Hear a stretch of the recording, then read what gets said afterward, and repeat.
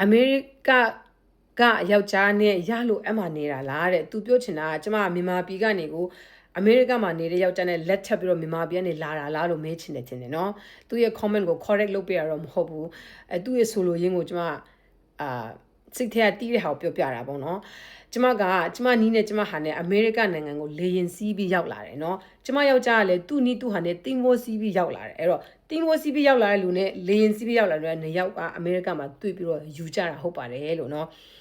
အဲ့ဒါနဲ့ပတ်သက်တိမ်ပေါ်စီးရဆိုလို့နေတော့ကျမယောက်ျားနဲ့ကျမနဲ့ပထမအဆုံးတွေ့တဲ့အချိန်မှာကျမလေးမေးတာပေါ့နော်နင်ကအမေရိကကိုဘယ်လိုရောက်လာတာလဲလို့မေးတော့သူကပြောပြတာကိုတို့ကတဲ့တင်းပေါ်သားတွေတဲ့တင်းပေါ်သားတွေဆိုတော့တင်းပေါ်ကနေခုံစင်းတယ်တဲ့တင်းပေါ်ကနေခုံစင်းပြီးတော့ရောက်လာတာတဲ့အဲ့နဲ့ကျမပြန်စဉ်းစားပါတော့စစချင်းတွေ့တယ်ဆိုတော့ကွာသူ့မေးခွန်းတွေလည်းအများကြီးမမေးရဘူးတင်မလားကိုလူချင်းတဲ့ဟာလေးပဲမေးပြီးတော့ဒီတိုင်းထားလိုက်တယ်ပေါ့နော်ပထမအဆုံးတွေ့တယ်ဆိုတော့ကိုကအောက်မှာလေးစိုးရင်လည်းဟုတ်တယ်မလားအရန်တုံးတယ်လို့ချင်မှလည်းစိုးရင်လည်းအဲကြောင့်ဟိုအဲ့နဲ့ तू ကတင်းပေါ်ကနေခုံစင်းနေဆိုတော့ကျမစဉ်းစားတာပေါ့နော် तू တင်းပေါ်ကနေခုံစင်းနေတော့ဆိုတော့ तू ရေတော်ကူးတတ်မှာပဲပေါ့နော်ကျမရေကူးတတ်တဲ့လူကိုနည်းနည်းအထင်ကြီးတတ်တယ်ဘာဖြစ်လို့လဲဆိုတော့ကျမကိုယ်တိုင်ရေမကူးတတ်ဘူးလေကျမကချင်ပြည်နယ်မြစ်ချနာမြို့မှာတာနေတာကျမရေမကူးတတ်ဘူးအဲကြောင့်ရေကူးတတ်တဲ့လူဆိုနည်းနည်းလေးကိုယ်စိတ်ထဲမှာအထင်ကြီးတဲ့စိတ်ကရှိတယ်အဲ့တော့ तू က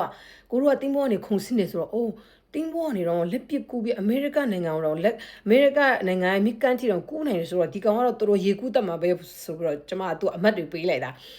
နောက်မှသူနဲ့ယင်းနီးပြီးမှသူတို့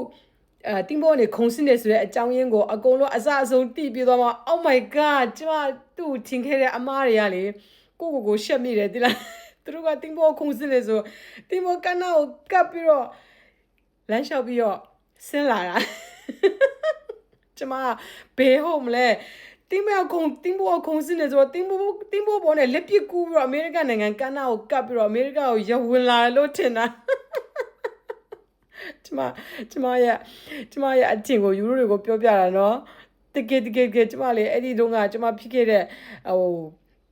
အသွေးကိုပြန်စဉ်းစားပြီးတော့တကယ်လေရီရှင်တယ်ရှက်မိတယ်တဲ့ဘာရင်မို့ဒီ comment ကိုဖြည့်ရင်းနဲ့ကျမရဲ့ experience တစ်ခုကိုယူရိုတွေကိုပြောပြတာဟုတ်ပါတယ်လို့ကဲ thank you ပါနော် bye